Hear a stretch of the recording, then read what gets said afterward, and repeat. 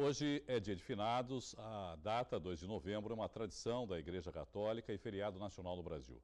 Para discutir um pouco mais sobre o assunto, nós recebemos o antropólogo Darryl Champlin. Professor, boa noite, obrigado por participar conosco aqui no Caderno Regional. Relembrar mortos não é uma exclusividade da Igreja Católica, eu imagino. Outras culturas e outras religiões também devem fazer isso. Na verdade, quando se discute essa temática, eu acho que por ser talvez o maior mistério de todos da humanidade, né, o limiar da vida e da ausência dela, quando você olha no registro arqueológico, você vê enterros feitos de forma intencional por ancestrais nossos. Não estou nem falando do Homo sapiens, estou falando anterior ao Homo sapiens, ou pelo menos a primeira que deu origem à nossa espécie, de indivíduos enterrados de forma intencional, deitados em posição fetal, enterrados com alimentos, o que dá a clara ideia que nós temos então a possibilidade do retorno depois da morte, ou da ressurreição, ou da reencarnação. Então esses indivíduos enterrados de forma intencional com alimentos e armamentos e, sobretudo, dando origem talvez à primeira forma de agricultura no mundo, que é flores. Então os indivíduos enterrados também com flores. E muita gente esquece que na origem da agricultura também tem flores plantadas de forma intencional, né? Então, do ponto de vista arqueológico, você vê registrado há dezenas de milhares de anos, muito antes dos egípcios. Não dá para precisar um primeiro registro. Não dá para precisar, mas sabe-se, por exemplo, que túmulos de 50, 60 mil anos já têm essa característica que indica que naquela época já se preocupavam, as pessoas já se preocupavam com o destino dos mortos. Os egípcios, principalmente, acreditavam muito nessa vida pós-morte, que inclusive colocavam alguns vivos para ficarem presos dentro da pirâmide. Me parece que também há registros chineses da mesma prática, também, que o indivíduo seria, digamos, sacrificado para proteger no pós-vida o imperador, ou os imperadores, ou o faraó, ou seja, quem for. A figura é importante, né? Sim. E o mesmo tipo de coisa você vê característico em múmias na América do Sul, em muitos lugares. Então a pessoa era sacrificada para fazer o acompanhamento no pós-vida. Dá para ter o registro de quando começou esse tipo de comemoração no Brasil, professor? Eu não conheço da prática específica, digamos, do cristianismo, né? Sim. Mas com certeza antecede, muito provavelmente antecede ao próprio cristianismo, né? Até mesmo a prática formal. Sim. Em alguns casos, que nem, por exemplo, essa tradição cristã, como o senhor chamou, se funde com algumas culturas locais, como é o caso, por exemplo, do México, né? Certo. Que lá, por exemplo, o Festival dos Mortos, né, que eles chamam, está muito mesclado com rituais astecas, por exemplo. Isso. É comum que isso ocorra em outros lugares, em outros países, em outras civilizações, professor? O que você tem é a mudança da roupagem, provavelmente, como se diriam, de uma prática que antecede, inclusive, as práticas, como eu disse, cristãs. Então, por que é necessário, por exemplo, de você fazer essa mudança de roupagem? A crença pode até ser a mesma, mas se um indivíduo, por exemplo, não acredita em São Jorge, como é que ele vai ver, ou não conhece São Jorge, como é que ele vai ver São Jorge na lua quando ele olha para a lua? Entende? Então, é necessário que os rituais sejam, que eles espelhem a cultura local, de tal forma que eles sejam compreensíveis, que a pessoa possa entendê-los. Então você dá a roupagem local para que seja possível de as pessoas participarem com a fé necessária para isso. Como as pessoas podem, de alguma maneira, trabalhar esse tabu que é a morte?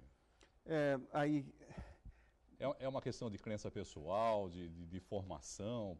Então, digamos assim, se você parte para um nível mais científico da coisa, e hoje, principalmente na área da física quântica, você vai ter uma visão muito diferente da morte, porque você coloca tudo em nível de consciência e de como que a consciência sobrevive à morte física. Mas acho que uma boa dose de fé, tá, de uma pessoa que pratica a própria religião, ajuda muito a pessoa a lidar com a morte.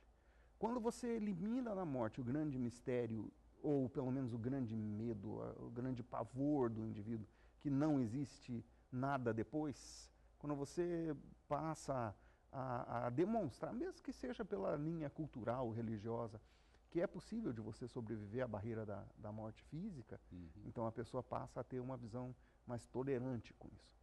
problema é que a gente vive num mundo científico cético, baseado muito em produtos e consumo, e a instantaneidade da coisa, da necessidade, tira a visão de mais longo prazo, né?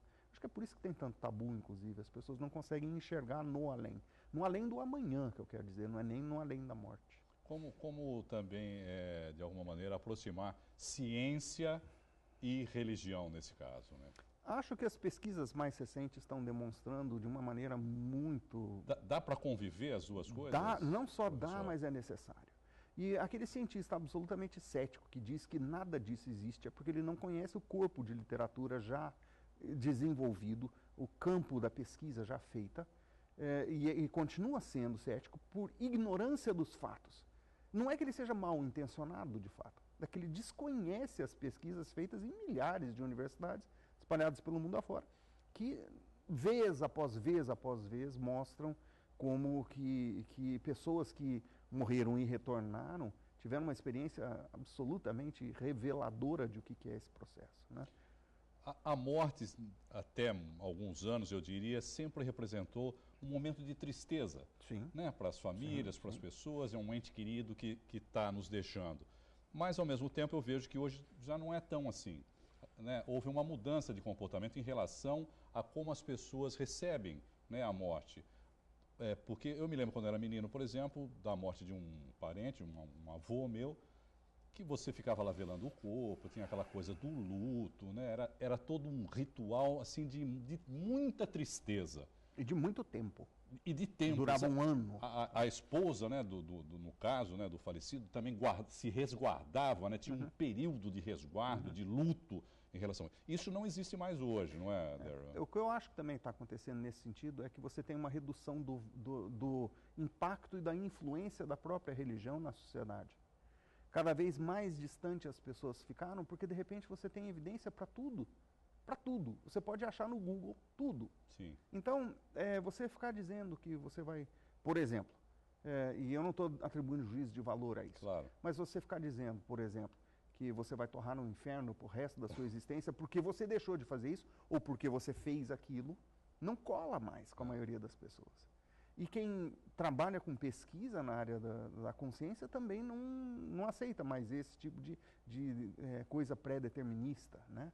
Então, eu acho que a ciência ajudou muito a gente nesse sentido, mas, ao mesmo tempo, tornou a gente também cego para as evidências melhores que mostram que o pós-vida é uma boa possibilidade, se não a única possibilidade. Então, tem um jogo dos dois lados. Quanto mais tecnológica a sociedade, menor a influência e o impacto direto da religião, né? E quanto maior o impacto da religião, geralmente menor a influência da ciência, nas culturas, inclusive modernas. O impacto da religião influencia nisso que eu falei agora, de como você encara, né, os mortos, que nem, por exemplo, se você vai para New Orleans, por exemplo, você, melhor do que ninguém deve conhecer, eles comemoram muito, é uma festa, né, com música e assim por diante. Os americanos, de alguma maneira, recepcionam os amigos com comida, tem comida, é uma festa. Existe até o termo comer os mortos, não é? Beber um morto na Bahia. Beber um morto na Bahia, por exemplo. É a religião que influencia essa forma de se desligar desse ente querido? Então, vamos levar para um extremo um pouco maior. Se você for para o Sri Lanka, por exemplo, você vai chegar lá e a crença na reencarnação é lugar comum. Se você for para a Índia, a crença nisso também é lugar comum. Então, a pessoa sente muito a morte pela ausência do ente querido, mas não porque tem medo que o ente querido não tem chance de voltar ou que morreu de fato. Você sente saudade do indivíduo e é por isso que você chora a ausência dele.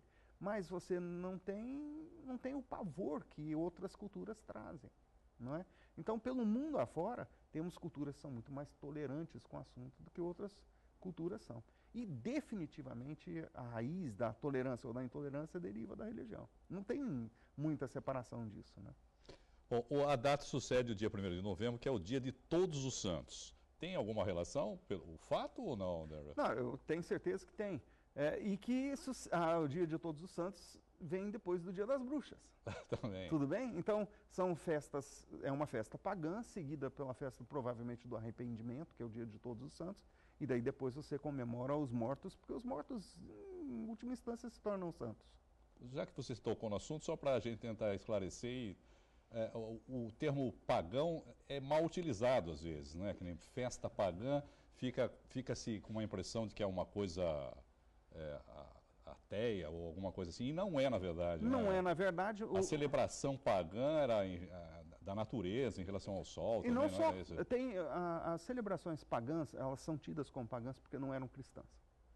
Então, já que não tem o conteúdo cristão, virou pagão, né? Isso é muito que eram proibidos, passaram a ser proibidos de alguma maneira. Eram proibidas porque iam contra as linhas básicas de raciocínio ou do dogma religioso. Sim.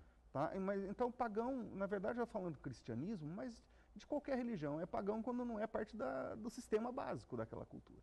Né? E pode envolver ou não um ritual de magia, pode envolver ou não rituais de passagem, enfim.